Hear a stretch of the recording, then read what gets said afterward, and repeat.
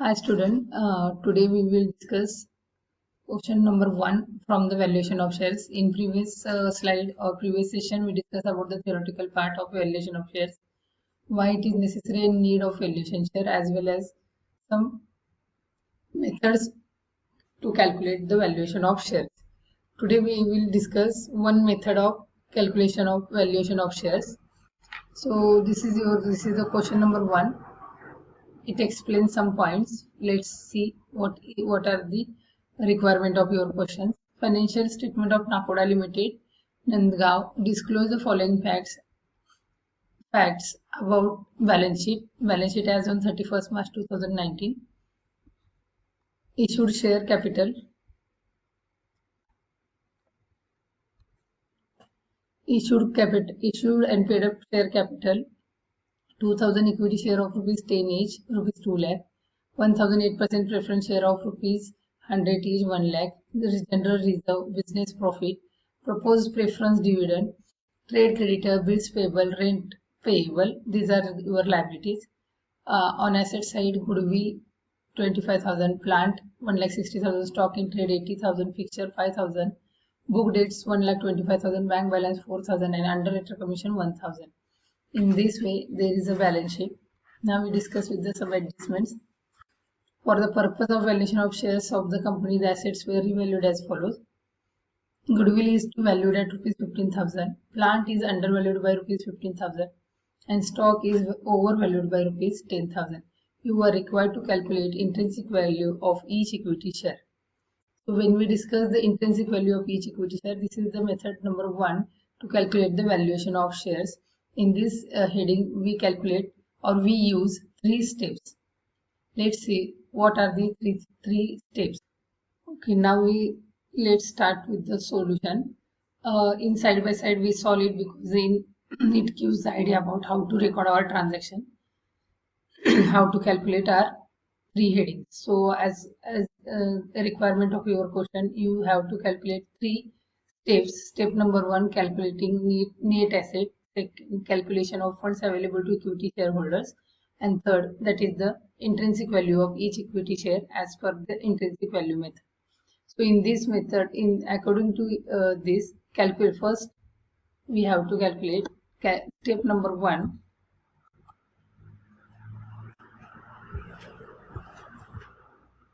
So in this heading, we need to calculate or consider assets from your adjustment. So whatever the asset are there, it is recorded at a releasable value. Releasable value, you can say whatever the assets sold or released in the market, or you can also say market value or releasable value are recorded from your adjustment. There are few assets are recorded in the adjustment. That is, the goodwill is to be valued at 15,000. Plant is undervalued by rupees 15,000. Stock is overvalued by rupees 10,000. But there are more than 3 assets available or present in your balance sheet. So let's start how to consider and calculate your amounts of your assets. So the first heading, that is your goodwill. Goodwill valuation, make sure whatever the amounts are there, it is considered from your adjustment or releasable value, should be recorded for the calculation of your net asset. So goodwill rupees 15,000. Then plant, what is the amount of plant in your balance sheet? In your balance sheet, that is the book value gives you the 1,60,000. 1,60,000, but plant is undervalued by rupees 15,000, which is mentioned in your adjustment. While we discussing such type of heading, when the undervaluation of assets are there, this amount is always added in your book value. So the 1,60,000 plus 15,000. So the answer will be 1,75,000.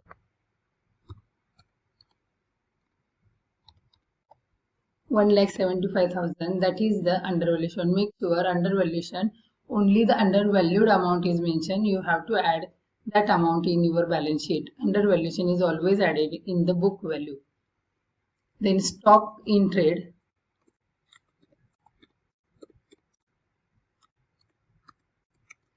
Stock in trade, in adjustment, stock is overvalued by rupees 10,000. So make sure what are the amount of your balance sheet. It must be reduced. Overvaluation must be reduced from the book value. So what is your book value? Book value 80,000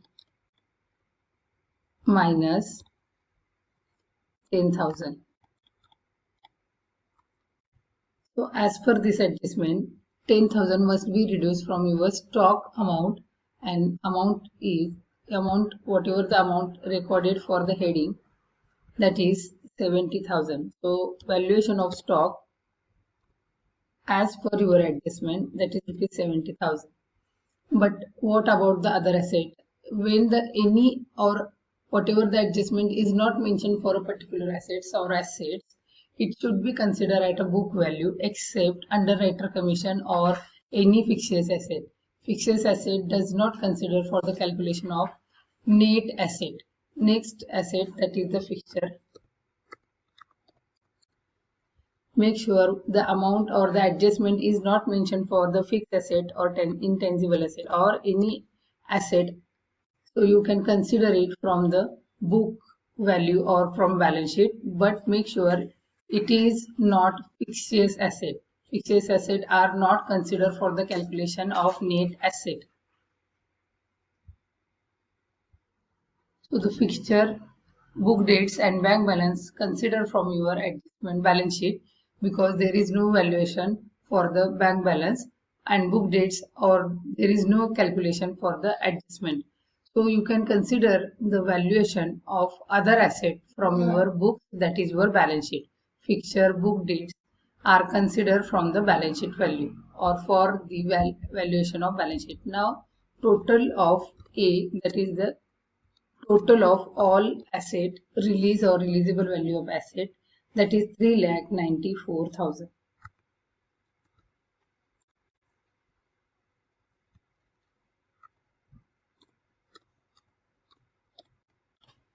3,94,000. Now reduce liabilities, less liabilities.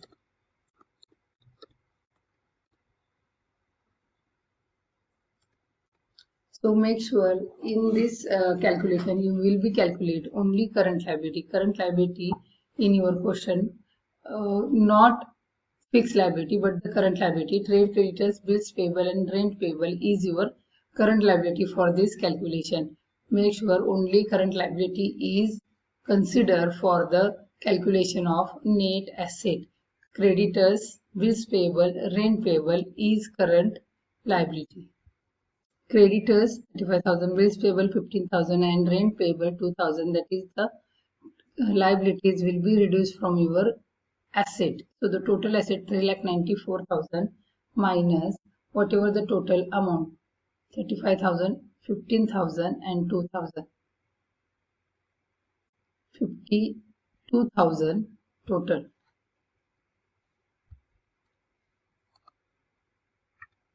52,000 of your current liability. Then net asset is equal to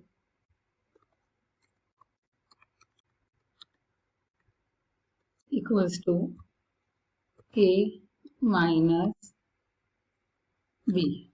A minus B, answer will be 3,94,000 minus 52,000, 3,42,000. This is your calculation number 1 or the step number 1. Step number 1 will be calculated with the help of net asset valuation, goodwill or assets from your releasable value of assets, means assets from your adjustment, less liabilities. Only current liabilities are considered for the calculation of net asset. So the A minus B, that is the total asset minus only current liability, 3,42,000 is net asset. Then we calculate step number 2, calculation of funds available to shareholder. Step number 2, calculation of funds available to shareholder. So in this calculation we have to calculate funds available to shareholder with help of net asset That is 3,42,000 calculated in working note number 1. 3,42,000 less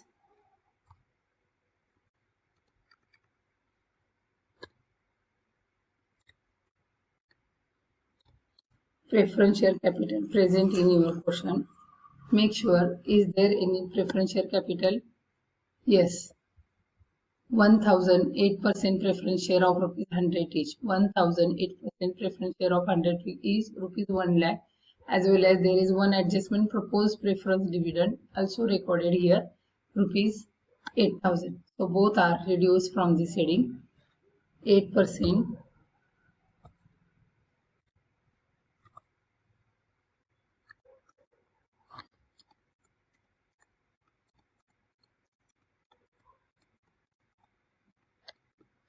8% preference share capital rupees 1 lakh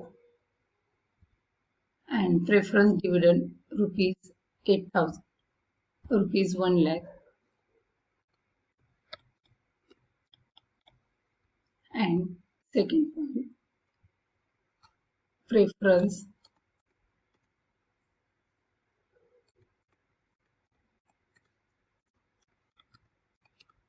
dividend. Preference share dividend rupees 8,000. So 3 lakh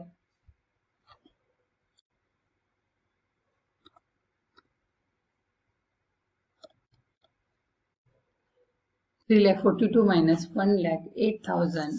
The amount will be 2,34,000 funds available.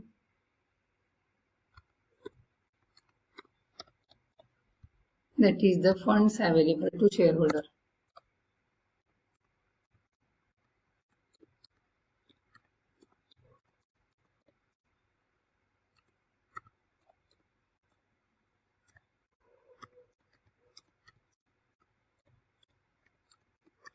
Equity shareholders.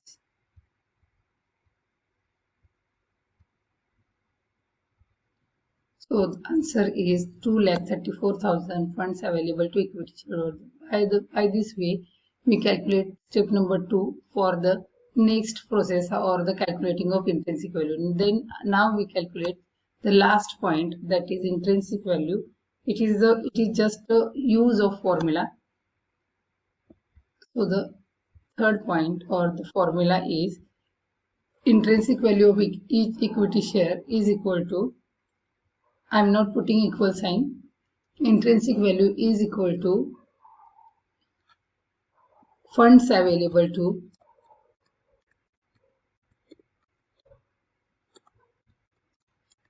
equity shareholder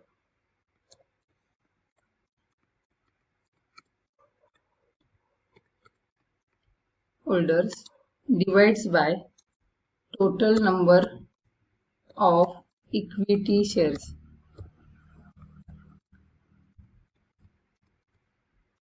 So this is the formula. Funds available to equity shareholders divided by number of equity shares available in your balance sheet. So find out the funds available, that is 2,34,000. That is your answer for calculation number 1. 2,34,000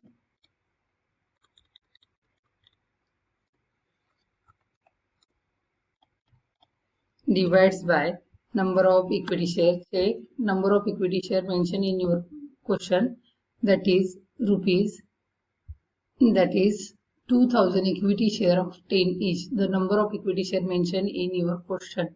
So 2,000 equity shares of rupees 10 each. 2,000 is number of equity shares.